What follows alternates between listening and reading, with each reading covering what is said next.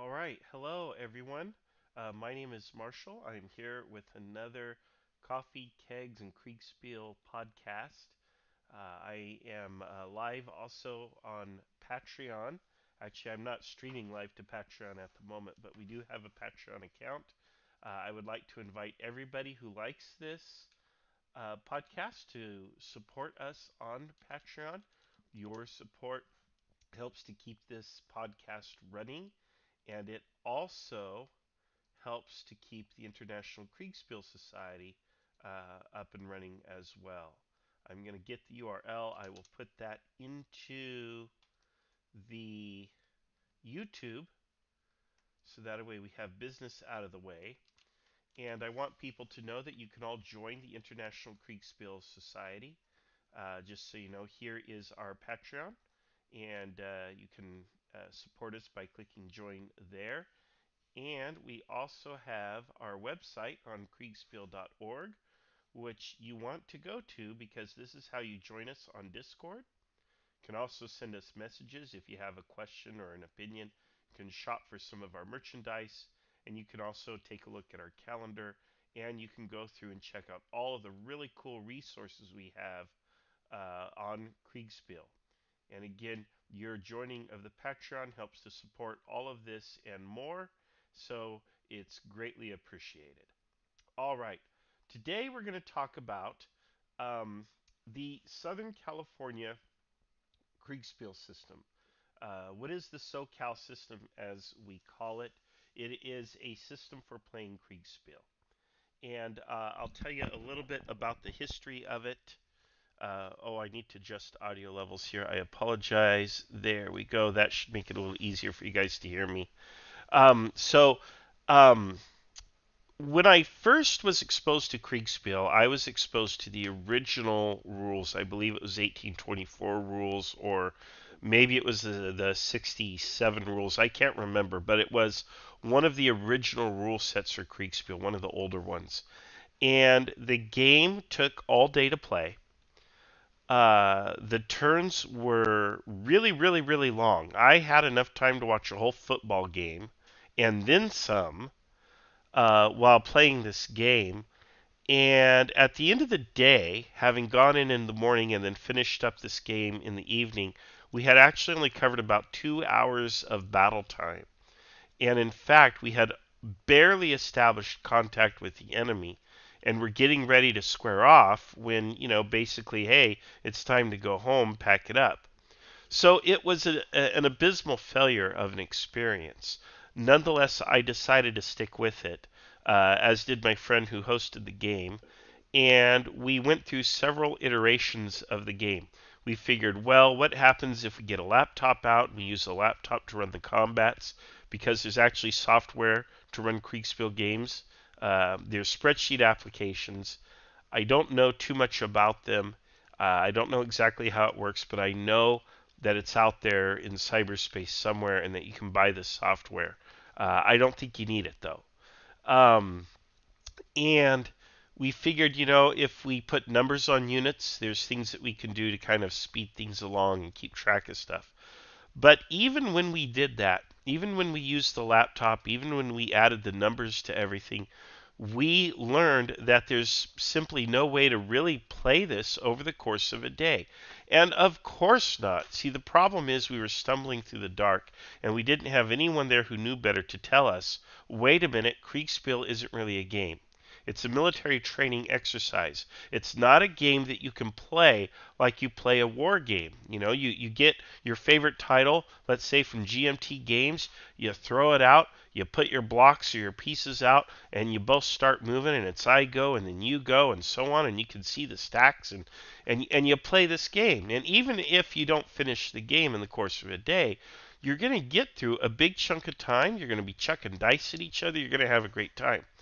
Kriegspiel, for all of its promise of being this really ultra realistic war game and having these really cool hit result tables and dice and stuff like that, it completely failed miserably. And so, what I learned from doing more research and so on, and this was many, many years ago, is I learned it's simply not playable in its original form. Now, you can play it in its original form. but you're going to have to do it by email or some other system because you're not going to have the time to do it unless you yourself are a very experienced umpire and you only have a couple or maybe four players under your supervision, or you have what is close to a one-to-one player to umpire ratio.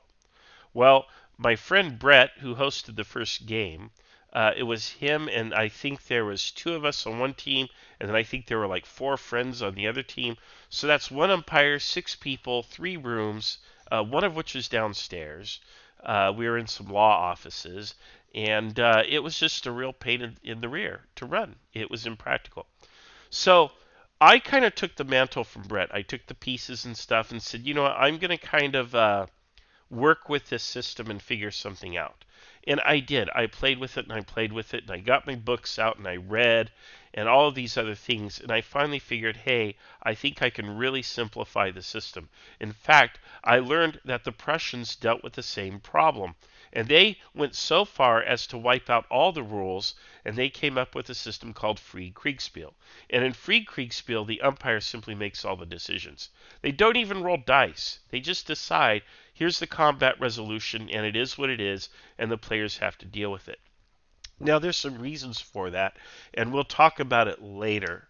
The basic reason that I'll throw out there for you is that the combat isn't really the focus or the purpose of Kriegsspiel, believe it or not. I know we all want to play Kriegsspiel to smash blocks together and roll dice and ha, I beat you, but that's actually not the original intent of Kriegsspiel, even though that is kind of how we play it now. So I basically started to simplify it, but I was really uncomfortable with the umpire makes all the decisions. I really wanted to have some kind of objectivity in the game. So I came up with my own system called SoCal Kriegsspiel. And essentially what it is this. It's free Kriegsspiel but with dice. The umpire simply takes a look at a situation. They will modify die rolls based on various factors. And anybody who's played war games, you know that there are column shifts, right? You get shifts on a column or a table or whatever. And you kind of take and you apply that same logic to what you read on a map. And it doesn't matter if it's perfect. What matters is that you're probably able to explain it to the players at some point when it needs to be explained. And you just kind of go with it. That is how it's going to be. And you roll the dice, you come to a resolution, and that's the end of it. And you move to the next turn. I played Kriegsspiel using this system for many, many years, up until really probably the last year or so. And I ended up encountering the guys who run Kriegsspiel at Army University. And one of the first things I did was compare notes with them. And one of the really cool things was they were running their games almost identical to the way that I was running mine. There were some differences, but for the most part, the dice, the combat resolution, they were actually doing things pretty much exactly the same way I was, for reasons that I've already mentioned. The combat wasn't exactly the important thing. And as players have learned, it's not even the most fun part of Kriegsspiel. The combat is a little nail biting, it's anxiety inducing. People like it, they want to smash blocks, but it's actually not the most fun and important part of Kriegsspiel. So what is? It's making the big decisions. It's deciding how am I going to get to the battle from where I start. Once I contact the enemy, where am I going to commit my troops? Once I've committed my troops, where am I going to put my reserve?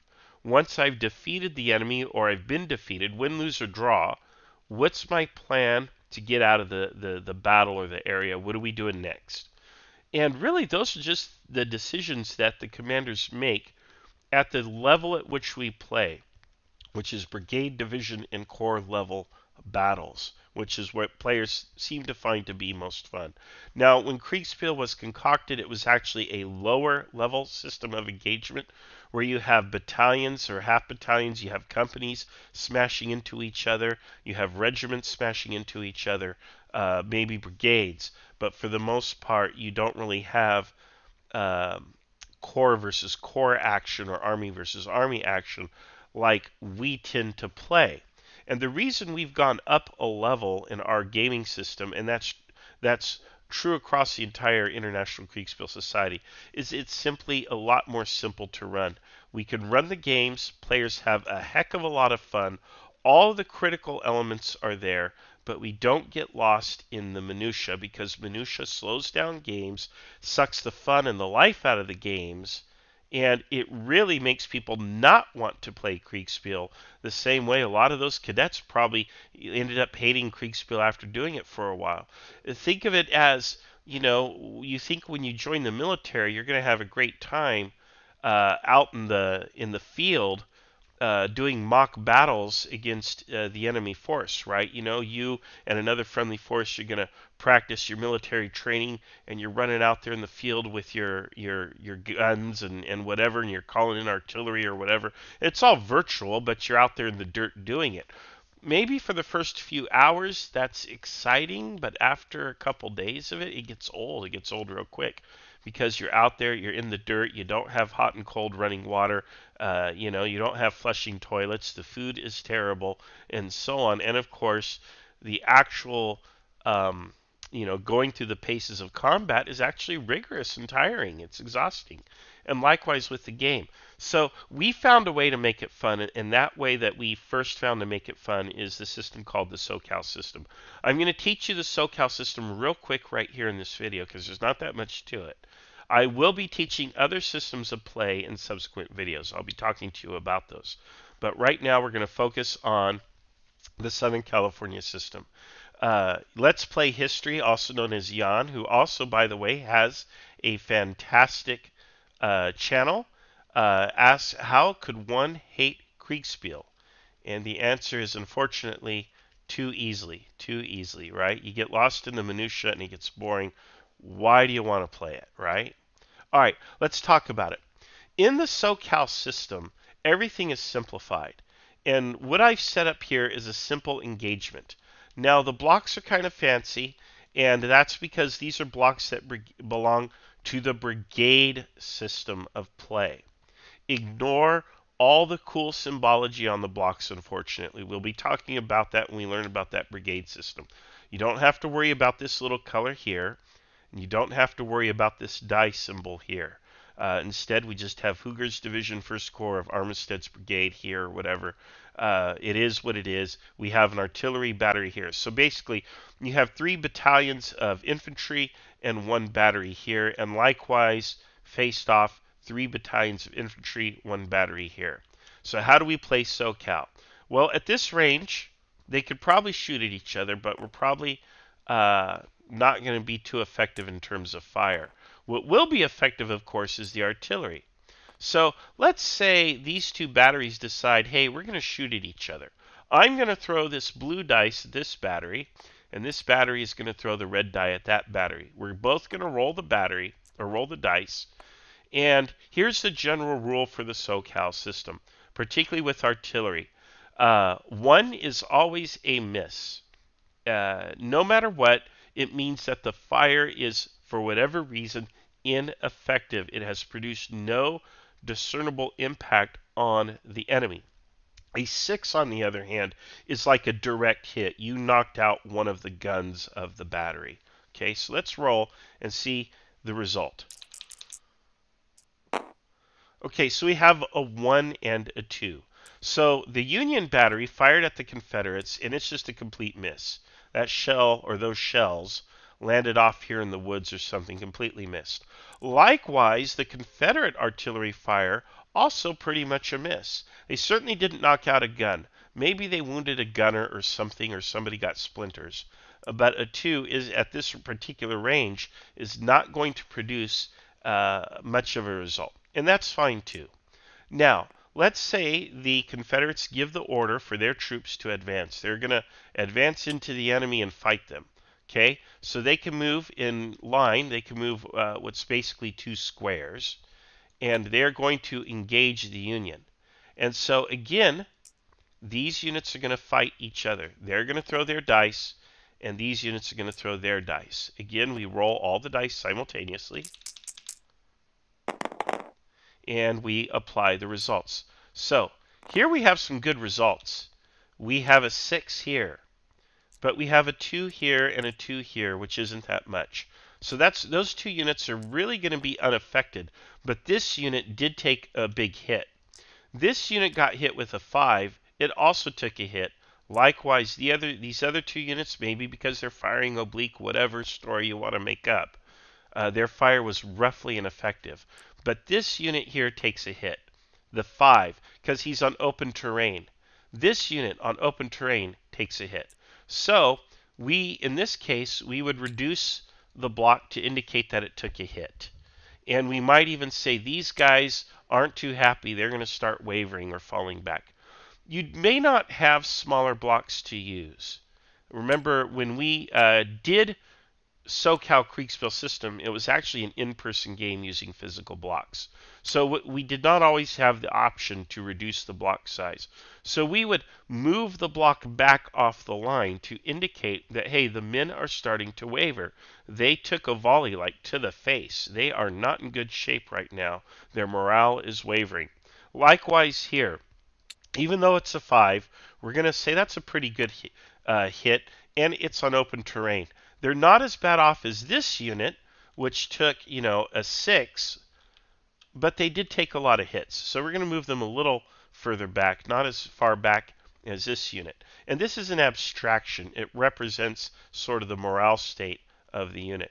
And then we can roll more dice again. So now let's say the artillery is here, and the artillery is going to start firing on the infantry. If I want to say it's a canister roll, they're firing canister. Oh, I got disconnected. Let's just refresh that there. And there we are. If I want to fire canister, I'll roll 2 dice. Okay, so here we are, back at it right here. We're going to just roll a couple dice. And look, it messed up my autosave. So let's put the units back. They took a little bit of a hit. They took a big hit. And there we are. So now we're going to roll a couple dice here. They're going to fire their canister at this unit. And let's roll it and see what happens. And that's a 5 and a 4. And I would say that's a pretty good result. So this unit will be staggered as well. So this unit will continue to march into the face of the enemy. But this unit takes a hit. This unit has also taken a hit. So the Confederates are continuing to come on in combat, but they're having a hard time. Now here comes the Union. The Union is going to fire on them another volley. Let's see here. We're going to roll these 3 dice. And we're going to roll them and see what they do. And boom. Oh, look at that. Look at that. Man, that is a bad day for the Confederates.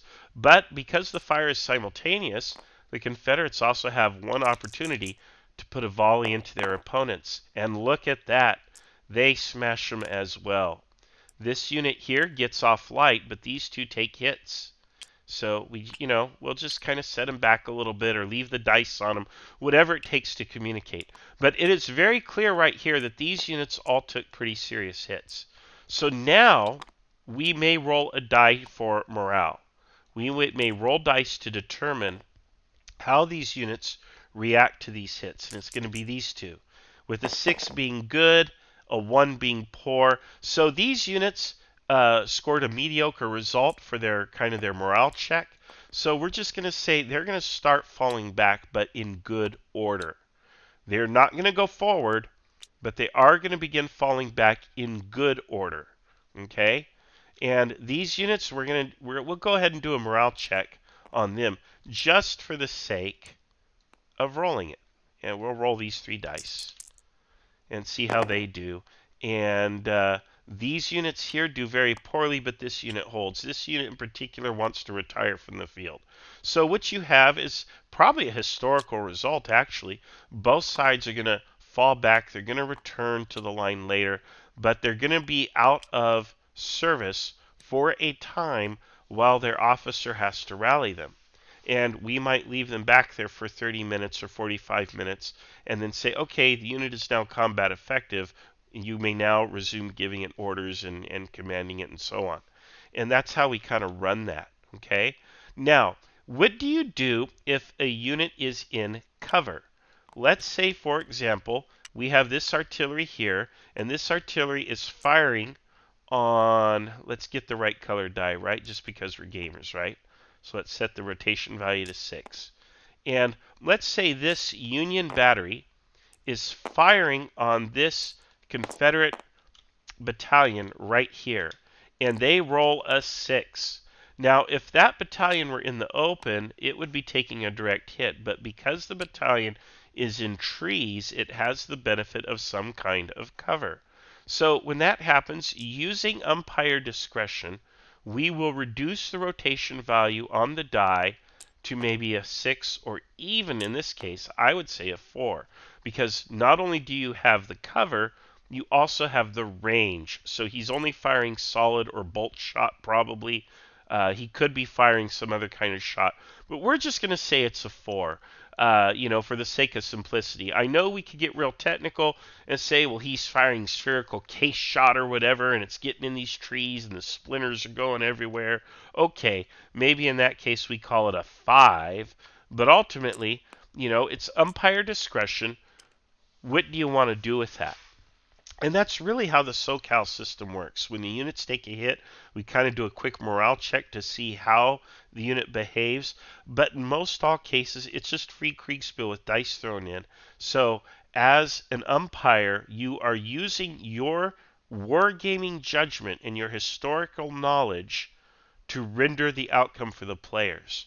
Now, we don't discuss this with the players. We generally don't tell players the rules. Usually when players first hear this and they're like, what, that's it? You know? But the players generally don't know any better if you don't tell them. And even if you do tell them, they still tend to have a lot of fun once they play it out. And in fact, people who have learned the system and put the system into use, they also enjoy it. It works. It's very effective. And again, like I say, this is very similar to what the guys at Army University do. So if the United States Army is using pretty much this system of resolving combats, which is chuck one die and call it good, I think it's good enough for our purposes. And it does work. Remember, the minutia gets in the way of the fun of the game. Minutia is your enemy. You don't want to be stuck into that. So, all right, we're about to wrap up here, but before I do, I'm just going to see if anyone has any questions. If you do, please drop your question into the YouTube. We don't have much time, but please go ahead and drop it in there. And if you enjoyed this broadcast, if you found this useful, please click the Patreon link and pledge. Stick with us for a month or two, whatever, but pledge, and that will keep more of this content flowing to you. Keep the International Kriegsspiel community in business, and of course, join the IKS and get involved in some games. I'll be talking about the brigade system on a future episode, which is one that uses these dice and these little symbols. We'll be talking about that, and we'll be talking about some other developments in terms of other systems. Obviously, there's a time and a place for each system. The SoCal system is designed for rapid play, especially when you have a high player to umpire ratio. So if you have one umpire and 6 players, this is the system you need to use. If you have 3 umpires and maybe 12 players or something, this is the system you need to use. Pretty much anything above a 1 to 3 player to umpire ratio, you definitely want to use this system, because if you use a more complicated,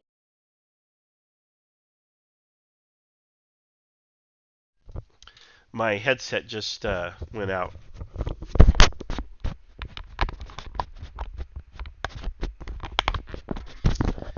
It does that all the time. There went my headset. Let's make sure on OBS I still have audio. I apologize. And yes, we still have audio.